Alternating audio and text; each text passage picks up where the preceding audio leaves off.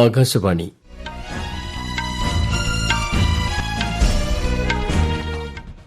നമസ്കാരം. വാർത്തകൾ വായിക്കുന്നത് തുളസീദാസ് പരമേശ്വരൻ.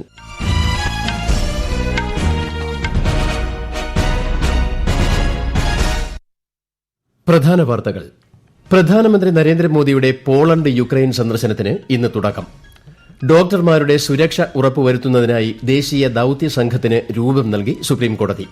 കൊൽക്കത്തയിൽ വനിതാ ഡോക്ടറെ ക്രൂരമായി കൊലപ്പെടുത്തിയ കേസിന്റെ തൽസ്ഥിതി വിവരങ്ങൾ നാളെ സമർപ്പിക്കാൻ സിബിഐക്ക് നിർദ്ദേശം. ഇന്ത്യ യൂറോപ്യൻ യൂണിയൻ തീവ്രവാദ വിരുദ്ധ സമ്മേളനത്തിന് ഇന്ന് ന്യൂഡൽഹിയിൽ തുടക്കം.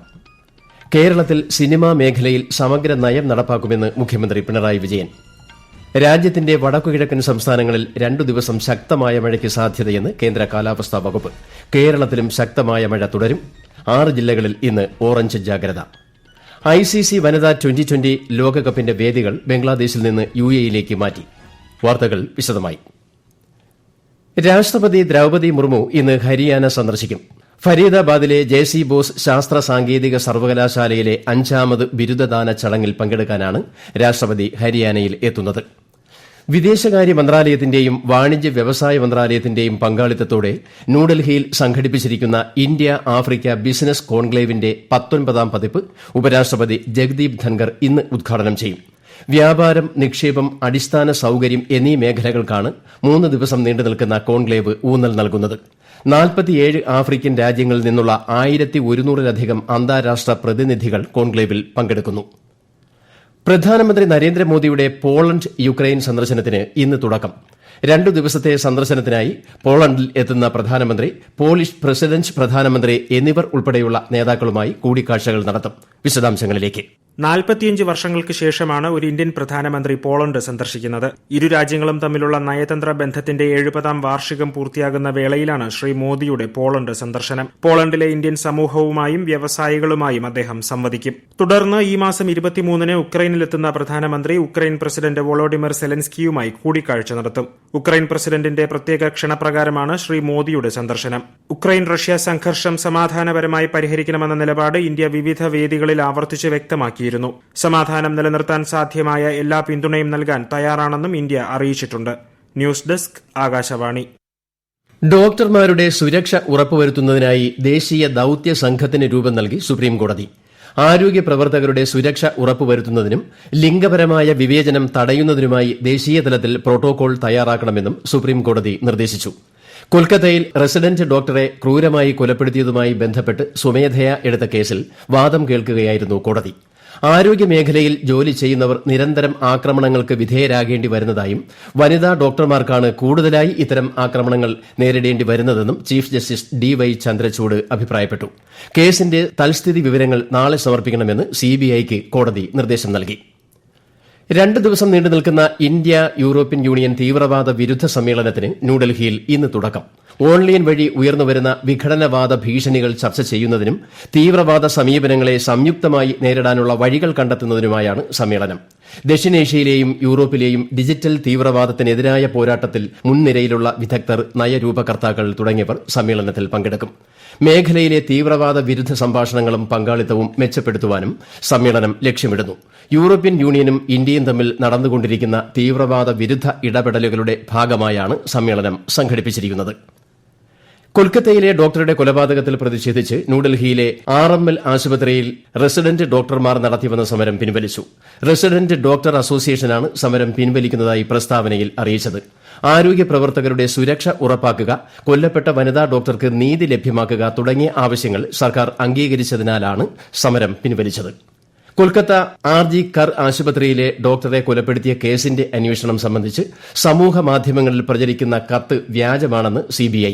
ഒരു CBI ഉദ്യോഗസ്ഥന്റെ പേര് എടുത്തു പറയുകയും കേസിന്റെ അന്വേഷണം പിൻവലിക്കണമെന്നാവശ്യപ്പെടുന്നതുമായ കത്തും അതിലെ ഉള്ളടക്കവും വ്യാജമാണെന്ന് CBI അറിയിച്ചു. CBIയിൽ ഇത്തരമൊരു ഉദ്യോഗസ്ഥൻ ജോലി ചെയ്യുന്നില്ലെന്നും പൊതുജനങ്ങൾ ജാഗ്രത പുലർത്തണമെന്നും ഏജൻസി വ്യക്തമാക്കി. സർക്കാർ ജോലികളിലെ ഉന്നത സ്ഥാനങ്ങളിലേക്കുള്ള സമാന്തര നിയമനം സംബന്ധിച്ച വിജ്ഞാപനം UPSC പിൻവലിച്ചു. പ്രധാനമന്ത്രിയുടെ നിർദ്ദേശപ്രകാരമാണ് നടപടി.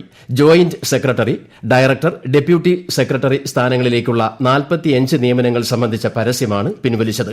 സമാന്തര നിയമനങ്ങളിൽ സംവരണ നിബന്ധനകൾ പരിഗണിക്കണം എന്ന ദൃഢനിശ്ചയമാണ് പ്രധാനമന്ത്രിക്കുള്ളതെന്ന് UPSC ചെയർമാൻ അയച്ച കത്തിൽ കേന്ദ്രമന്ത്രി ജിതേന്ദ്ര സിംഗ് വ്യക്തമാക്കി. മുൻ സർക്കാരുകളുടെ കാലത്ത് വിവിധ മന്ത്രാലയങ്ങളിലെ പ്രധാനപ്പെട്ട തസ്തികകളിൽ സംവരണ നടപടിക്രമങ്ങളൊന്നും പാലിക്കാതെ സമാന്തര നിയമനം നടത്തിയിരുന്നതായും അദ്ദേഹം വ്യക്തമാക്കി. ഈ വാർത്തകൾ ആകാശവാണിയിൽ നിന്ന്. ആകാശവാണി വാർത്തകളും വാർത്താധിഷ്ഠിത പരിപാടികളും all India radio news Thiruvananthapuram എന്ന യൂട്യൂബ് ചാനലിൽ ലഭ്യമാണ്. കൂടുതൽ വാർത്തകൾക്കായി @all India radio news Thiruvananthapuram എന്ന ഫേസ്ബുക്ക് പേജും @AER_News_TVM എന്ന എക്സ് ഹാൻഡിലും സന്ദർശിക്കാം.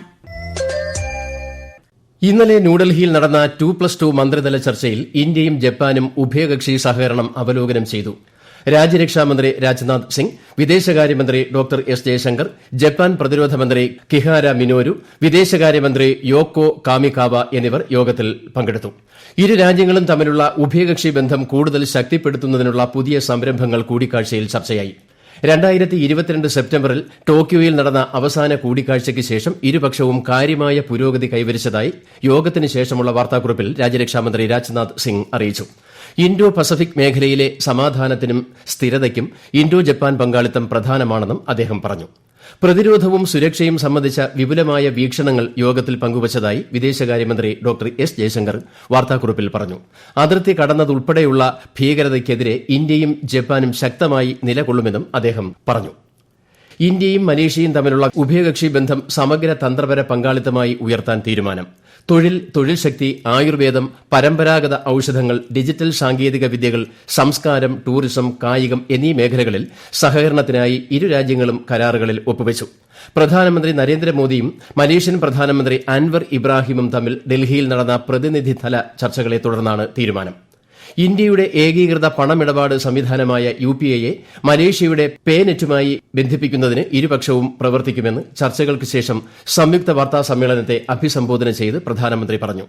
ഇന്ത്യയും മലേഷ്യയും തമ്മിലുള്ള വ്യാപാരം ഇനി മുതൽ ഇന്ത്യൻ രൂപയിലും മലേഷ്യൻ റിംഗറ്റിലും നടത്താമെന്നും അദ്ദേഹം പറഞ്ഞു. ഇരുപക്ഷവും കൂടുതൽ ചർച്ച ചെയ്യേണ്ട നിരവധി മേഖലകളുണ്ടെന്ന് മലേഷ്യൻ പ്രധാനമന്ത്രി പറഞ്ഞു. കേരളത്തിൽ സിനിമാ മേഖലയിൽ സമഗ്ര നയം നടപ്പാക്കുമെന്ന് മുഖ്യമന്ത്രി പിണറായി വിജയൻ. ഇതിന്റെ കരട് തയ്യാറാക്കാൻ ഷാജി N. കരുൺ അധ്യക്ഷനായ കമ്മിറ്റി രൂപീകരിച്ചിട്ടുണ്ട്. ഹേമ കമ്മിറ്റി റിപ്പോർട്ട് സംബന്ധിച്ച മാധ്യമങ്ങളുടെ ചോദ്യങ്ങൾക്ക് മറുപടി പറയുകയായിരുന്നു അദ്ദേഹം.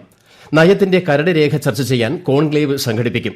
സിനിമാ മേഖലയിലെ തെറ്റുകൾ ചോദ്യം ചെയ്യാനും മികച്ച വേതനം ഉറപ്പാക്കാനും സിനിമാ സംഘടനകൾ ശ്രമിക്കണമെന്നും അദ്ദേഹം പറഞ്ഞു.